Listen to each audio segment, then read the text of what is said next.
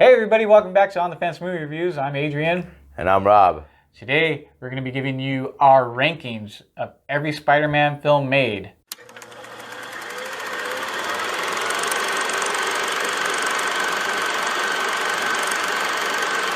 So Rob, let's jump right into it. What is your list for Spider-Man films? Let me give you my confident list of these Spider-Man films right here. So at number 1, we got Spider-Verse. Spider-Man Into the Spider-Verse. At number 2, we're going to go with Spider-Man 2. Good spot for that. That's a good one. Number 2 at number 2. Number 3, Homecoming. Great Spider-Man movie.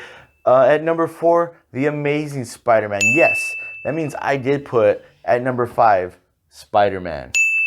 At number 6, The Amazing Spider-Man 2. And at number 7, Spider-Man 3. It's a great list. I mean, there's no reason to read your list because it will pale in comparison to mine. So go ahead. It's a good list. It is a good list. That's why I said it's a good list. But nowhere near as good as mine. Well, if you're stepping down, then no, it's not. Go ahead, read your list. Okay, well, let's go over my list. Yeah, your subpar list. My subpar list. Okay. I'm going to go backwards to my number 1. Oh, okay. Like a countdown, but yes, in reverse. Got it. So, at the very bottom, I've got The Amazing Spider-Man 2. Okay. I can see it being there. Just after that, I've got Spider-Man 3. Okay. Just after that, The Amazing Spider-Man. Okay. Okay, go ahead. All right. And then I've got Spider-Man, Tobey Maguire, You the Man. Then after that, we got Spider-Man Homecoming. Okay. And then we've got Spider-Man Into the Spider-Verse. All right. I got you, Miles Morales. All right. All right. And then lastly, You have it in the wrong spot, but go ahead.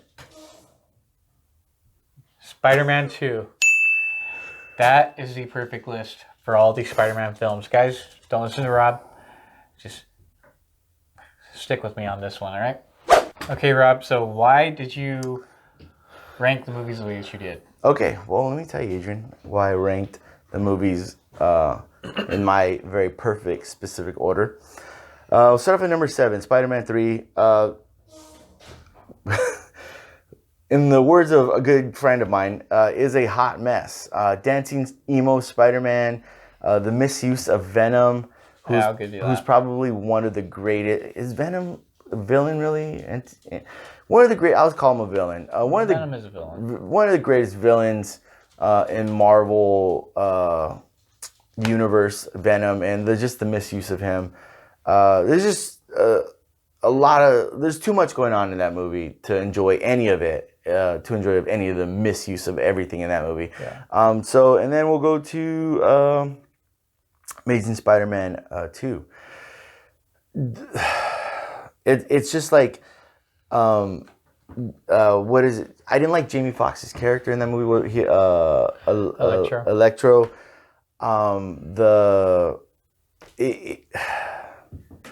just trying to think of all the negative things that I did not like about it, but it was just, once again, too many villains. Yeah. And we feel like we're rushing through everything to get all these villains. Do you have something you want to say? No, I'll Okay. I'll save those for my points. Okay. When I get to those films. All right. But I am agreeing with what you're saying so far. So now. So far, your list is okay. Okay. We're probably gonna disagree, and I'm not being at number 5. I'm not gonna I don't feel like this movie is bad. I just compared to the other ones. I just have it a little lower. Spider-Man. I do like Spider-Man. The first Tobey Maguire Spider-Man. I liked. It was just watching I remember watching him fly around, shooting the webs the first time in the theater, and it looked amazing. It still looks amazing. At the time, it looked amazing. It still looks amazing, but okay, well, I'll just say that for that. It just watching Spider-Man, I wasn't a huge fan of Spider-Man. When I seen the first Spider-Man, I was like, this guy is pretty awesome. Yeah. And then next on my list is The Amazing Spider-Man. Now, this is why I have Amazing Spider-Man above Spider-Man. I feel like Andrew Garfield as Spider-Man was more of the comic book Spider-Man that I knew. So you're saying you like it because his Peter Parker feels and his Spider-Man feels more true to the comic book. Than yes, Tobey more Maguire. than Tobey Maguire's. But I will say this: Spider-Man is a better story than the Amazing Spider-Man. But I liked Andrew Garfield's portrayal as Spider-Man and Tobey Maguire because it was more comic book. Related closer to that. Say what you will, Adrian. Yeah. Okay, so then Homecoming. Now, above, going back to how I felt like Andrew Garfield, his Spider-Man was more best towards the comics. Now, Homecoming. Tom Holland is Spider-Man. Like, in my mind, this is Spider-Man. This is Spider-Man. This is the Spider-Man I knew from reading the comics. This is how Peter Parker acts, how Spider-Man, his just the quirkiness, the way he tells jokes, all that stuff. This is Spider-Man in my eyes. Spider-Man 2.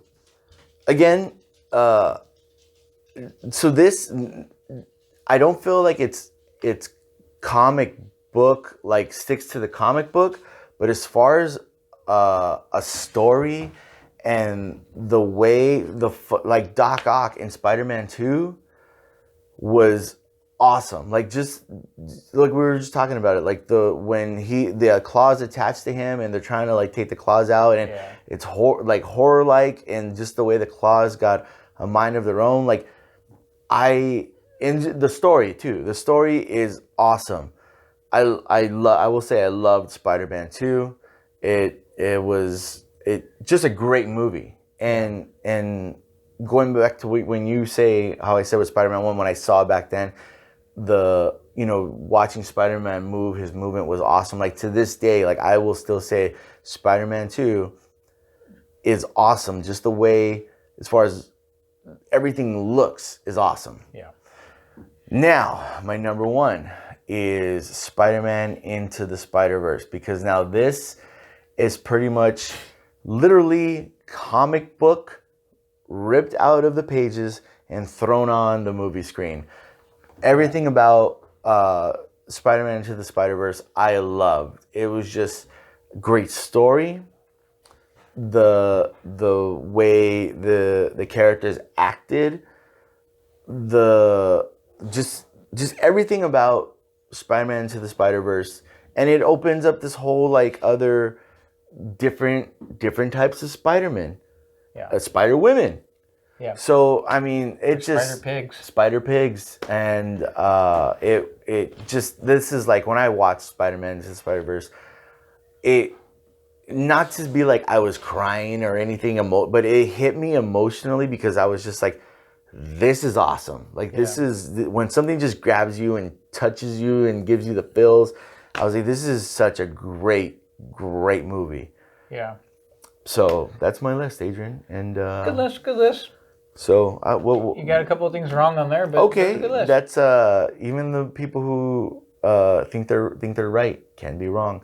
But what? So let's hear why you placed the movies in your list. Okay, so I placed The Amazing Spider-Man 2 at the very end for a lot of reasons, like we had talked about. It is a hot mess of a film. You mean Amazing Spider-Man 3? Amazing Spider-Man 2. Oh, I'm thinking something else. You're right. I'm wrong. You're right. Sorry for interrupting you. Amazing Spider-Man 2. Yeah. Anyway, because it is a hot mess of a movie. It was like they're teasing all these villains. Like they want to set up the Sinister Six film, which never got made. I forgot about that.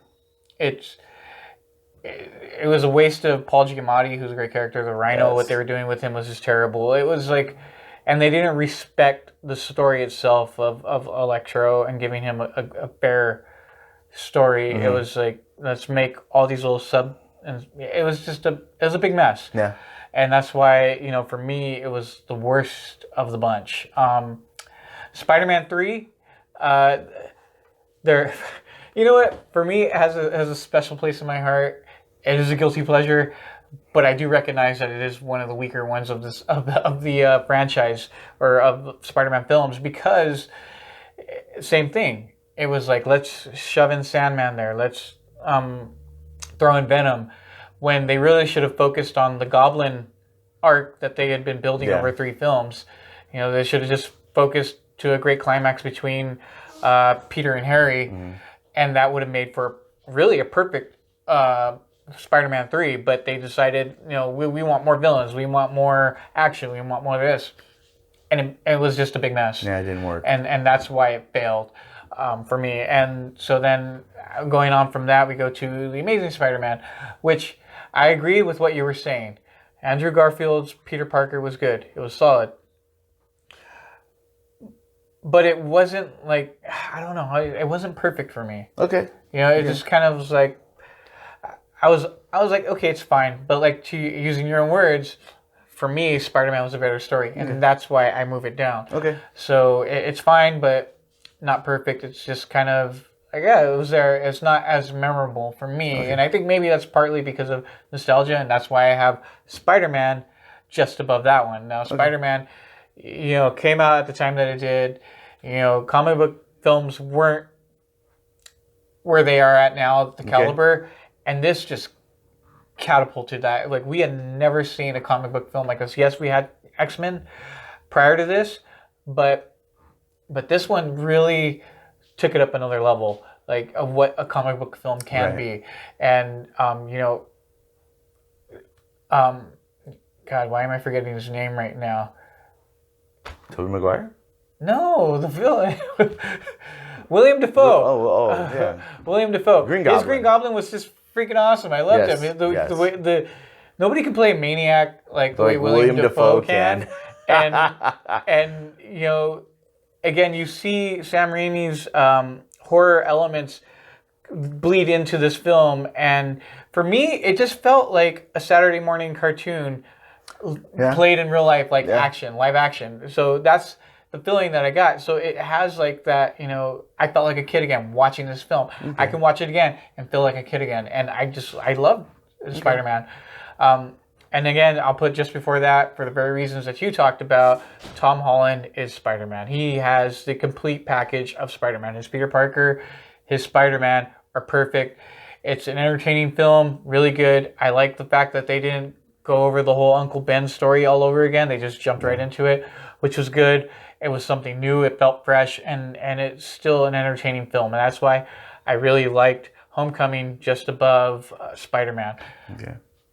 And just above that, your number one, which is my number two, Into the Spider-Verse. This is just pure comic book. Yes. On a screen, very entertaining, had lots of heart, great messages about, again, how anybody can be Spider-Man. All you know, it's just you taking that leap of faith and to steal a line from the film. Anybody can be that hero. Just taking that leap of faith and kind of overcoming loss and pain and grief and how you deal with that. Great stories, a great element, all into a comic book. The animation just perfect. It was a pleasant surprise because when I first saw the trailer, I was like, okay, that looks interesting. When I watched it, I was blown away by it. Great film. I loved it. I keep watching it over and over again. It's such an amazing film. And lastly, Spider-Man 2. This one, for me, was just perfect. The action sequences still hold up. That train sequence with Doc Ock and Spider-Man falling from the bank building all the way on top of the train and all that going on. Yes. It still holds up. That action still holds up. And then the heart and the love story between Peter and Mary Jane and those things that kind of, they still resonate and they're really good. And I like them a lot. You're giving me the stink face. What's your problem? I could deal without love stories, but I get it. Mary Jane and Peter Parker. I got it. That's the last thing I look at. Because you never experienced love. I think that's your problem. Well, you have no heart. It's just a black heart. But anyways. Yeah, but again, that film, you know, it's just it popularized comic films because if you look after 2004, what started coming out after that, it was like, this is what we're in for, Yeah. and just took it to another level. No, and I think I definitely. that film is great. Yeah, definitely. No, I agree with you. Spider-Man 2 is it's a great movie, and it's about Spider-Man. So Into the Spider-Verse is your favorite Spider-Man It film? is now we have not seen Far From Home yet, but right now Spider-Man Into the Spider-Verse is my favorite Spider-Man movie, and specifically, I believe is it Spider-Man Noir is my favorite Spider-Man. Nick Cage. Yes, it's pretty much. He's so awesome. He's awesome. He's pretty good, and he's like. But yeah, no, I mean, you have a good list. A couple of them a little different from mine. I have a better list. Anyway, Let's let him think that. Oh wait, hold on. Let's let him think that. There we go. well, guys, what is your list, and how would you rank all the Spider-Man films? Why don't you comment down below and let us know how you feel about our list and what is your list. And then, if you can just click like, subscribe, share to all your friends. And thanks for watching On the Fence Movie Reviews. And remember, we'll catch you on the fence.